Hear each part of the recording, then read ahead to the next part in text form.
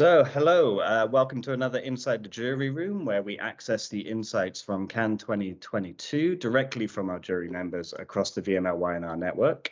I'm Jamie Anning from the Creative Excellence team at VMLY&R, and today I'm joined by Anna, who's Chief Creative Officer, VMLY&R UK, and we're peeking inside the Creative Strategy Jury Room. So thanks for joining us, Anna. Thanks for having me. No problem. In the spirit of keeping these interviews short and sweet, we provided our jurors a list of questions ahead of time. So let's get started with the answers. So first off, how did your jury define what winning work looks like in creative strategy?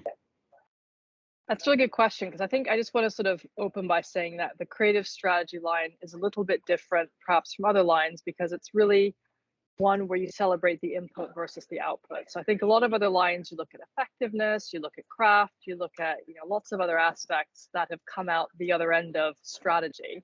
Whereas creative strategy is really about the insight, the aha moment, the sort of the flippant thinking that led to solving a problem in a more unexpected way, and then that leads to good creative output. So I think the way in which we defined ideas that were worthy of winning were ones that went above and beyond just getting a job done and solved an interesting problem in an even more interesting way, and hopefully in a way in which is effective as well. Great. So from the work that you saw this year, what trends did you identify, or what trends or themes did you see that was coming across in much of the work that you saw? So I think some of the usual trends, I think, which is the cases that really sort of rose to the top were ones that had a deep sense of purpose built into their either their strategy or execution, or really both in some instances. So where there was a real story behind what was made and why it was made. And ideally what you'll have is a brand that stands for something and has stood for something in the past, and then you connect that to an insight around a brand problem or a cultural problem. So there's a real reason for the brand to be there and solve that problem. So I think that probably unified some of the top performers in the category. I think another one that was quite interesting was seeing entries that had tracked work over time. Now, there wasn't a specific category or subcategory that was for longevity or effectiveness over time or insight over time. But you did sort of tend to get case studies that had given the couple of years to breathe and manifest and really show how it came to life. And again, it makes it much easier to show how something is clever and has had impact if you can show that it's been out in the world for a couple of years.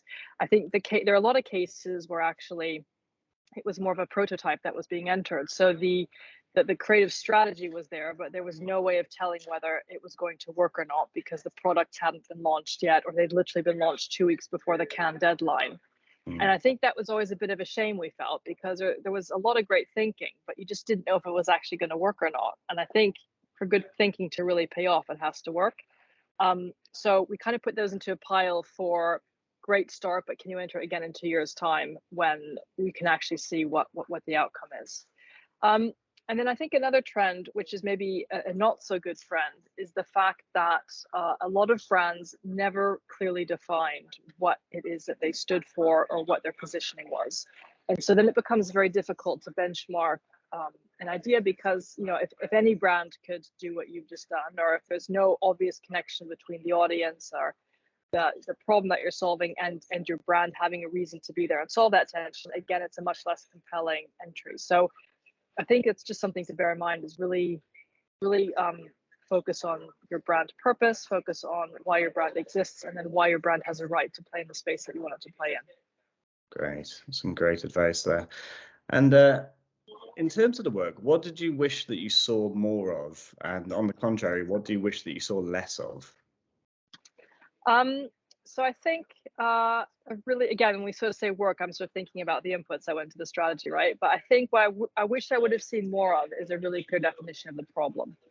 And again, it's something that often gets skipped over and kind of not really, you don't really spend much time on it. I think in many cases, there was a much more exciting solution, and therefore people didn't really spend too much time focusing on why that solution was needed. So I think really spending time on taking the jury through what was the problem, why was it an interesting problem, why was it a difficult problem, and why was it a problem that only this brand had a right to solve, would have made our job a lot easier. And that's something that we, to be honest, spend a lot of our time debating around case studies when it wasn't obvious why this person was proposing the solution that they're proposing. And so I think that's just a really easy thing to fix. But it's actually, I think even our day-to-day client work, awards aside, we don't spend enough time really understanding the problem that we're trying to solve. So I wish I'd have seen, I guess, more of that. And I wish I would have seen probably less cases that just sort of felt purely, I guess, sort of opportunistic or tactical, if that makes sense at all. And again, this is very much in context of a creative strategy line, not any other sort of line, because there are categories for that as well. But cases where it just looked like they'd cut and paste, the same content from 15 other categories into creative strategy. And it was really just a numbers game that was being played in terms of getting shortlisted. And that I think you can sniff out quite quickly when there's no obvious reason why that entry is sitting in your category. So if you're entering creative strategy, you really need to put the work in to make that entry a creative strategy entry and not just copy and paste. Yeah, exactly. And as I said, it's probably the only line that celebrates the input instead of the output. So it's fairly obvious if you haven't written it for that particular category. So yeah, I think again, that's not a difficult one to fix, but one to be aware of. Great stuff.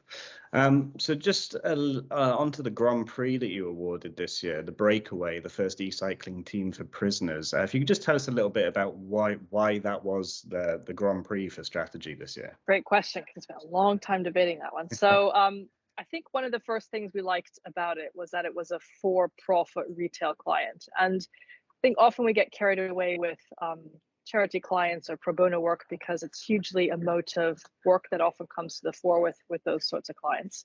And we like that this was really a bread and butter, down and dirty retailer, which you wouldn't on the face of it necessarily assume to be capable of doing really interesting creative work. And we just sort of thought that just goes to show that it's all in how you approach the problem, right? And how you define the problem. And again, making sure that your brand has a right to play there. And what we liked was that it was such a seamless story that was told between what the retailer stood for, which is making sport accessible to everyone, and using that democratization hook to sort of use the proposition on the most isolated, least accessible audience really in the country, which are prisoners who are locked away, and then trying to reintegrate them into society in a really kind of interesting and sort of digital first way, which again, everything felt quite innovative and new, but it all stacked up. And then sort of to boot, there was quite a nice effectiveness story off the back of it, which is that a lot of other countries in Europe started to adapt that approach of reintegrating prisoners or starting to create a dialogue between prisoners and the outside world through sport. But there was such a reason for that brand to be doing that. And it all made sense. And as I said, it was something that proved to be quite an effective endeavor that we just thought it all stacked up. But I think it was between that one and one other case, which was a pro bono case, and we thought, we're going to award the retailer because that in many instances is more difficult to push through, and there's a bit of a risk, I guess, involved in that as well, with a big retailer like Decathlon engaging with prisoners. I mean, there are lots of societies in the world, probably America being one of them, who would never risk going there in a million years, and so we thought that was actually quite a brave thing to do as well. Great. And going back to your point about purpose being a defining factor, this is where a brand really aligned its purpose with the work that they were putting out there. Absolutely, and I think purpose doesn't have to be to save the world, right? I mean, this instance, there was let's make sport more accessible to all. So there is a bit of a betterment of the world within that. But it could be, your purpose could be to make sure everyone has more fun when they go shopping, or that they smell better when they come out of the shower. So I don't think it has to be something that is going to make the world a better place, as long as you've got a point of gravity that you keep coming back to, and that enables you to make the right choices for your brand. Great, excellent. And with the creative strategy lines itself, how would you like to see the work evolve next year? Good question. So I think we need more storytelling. I think again, it's one of those categories where it just lends itself to taking people on a journey and explaining the story behind the story. And, you know, whether it's the problem that you want to define a bit better, whether it's really explaining the brand purpose, whether it's giving you a little bit more of a flavor of how the idea came to life and how it was received and how it's worked since it came into the world. I think just taking people on a journey and writing them better, I think would be a welcome change from this year, where it did still feel a bit sort of choppy. And, you know, again, it's only I think the second or third year that they've run the category, so maybe it hasn't quite come into its own yet, but it does feel like it's got a little bit of a separate way of approaching it, perhaps, than other lines. And I think just from a type of entry, I'd love to see more humor. I think, you know, these awards often get quite serious, and again, we did award quite a few cases that were a bit more lighthearted, that approached it with humor in mind and chose to see a funny side of something rather than a serious side of something. And I think we can only really benefit of more of that kind of work, especially in times like these. Absolutely. So what advice, or what would be your main bit of advice for people that want to win in creative strategy lines? Like you just said, spending more time on the paper and actually making your case stronger. But is there any other tips that you would give people? Yeah, I would say, and I don't know how agencies or how each office sort of organizes themselves around awards, but usually you get sort of the awards that you think are going to be, or the entries that you think are award worthy, and then you just figure out what categories they go into. I'd say instead of piggybacking off of that, maybe just look at creative strategy as a completely separate exercise. And there might be cases in the agency that haven't qualified for film or for craft or for innovation, but maybe there's a really interesting bit of thinking that's gone into it. So maybe it just requires a slightly different lens put on it from a feasibility perspective. So I'd sort of say maybe just scout them slightly differently, and then write them slightly differently than you write, you know, the other entries.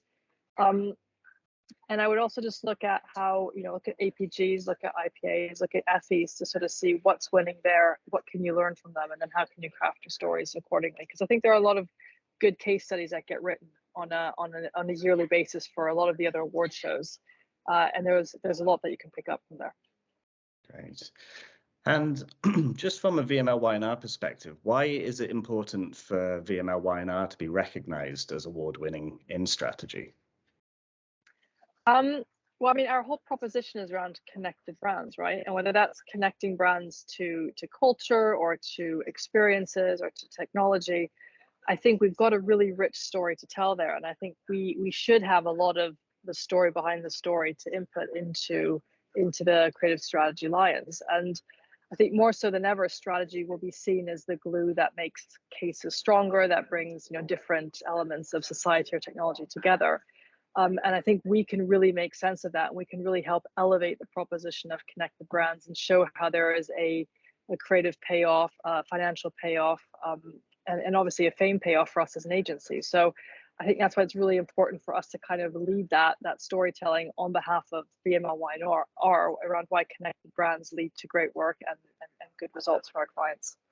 Great. And then finally, not many people get to experience the inside the jury room experience that you had. Is there anything that you can think of, or any tips and tricks that you learned from being in the jury room, which could benefit our future success? Yes, don't judge people on the first day is one I learned, because there are a couple of people who came in all guns blazing, really provocative, really difficult, disagreed with everything everyone else was saying, and they just rub you up the wrong way, and you kind of go away thinking, oh, they're awful people, I don't want to spend another day with them. And then actually by the second day they've calmed down and they're actually very nice and very reasonable and very collaborative. So I think reserve all judgment until day two. And also I think just enjoy it and see it as a massive learning experience. As you said, it's a massive privilege, and you come out with a body of work and insights and stories that you wouldn't have otherwise had, which will help with conversations you're going to have with clients, with your teams. So I think it's just soak it all up. There's very little that's right or wrong, I think, in those rooms, and it's all about the nuance. And I think taking as much of that nuance back with you as possible is only a good thing. Great stuff. Okay, so thank you very much for your time, Anna, and also for representing VMLY&R at Cannes this year. And also thanks to anyone who is tuning in. So please be sure to check out all our Insight interviews on our Creative Excellence YouTube channel. And thank you very much. Thank you. Bye-bye.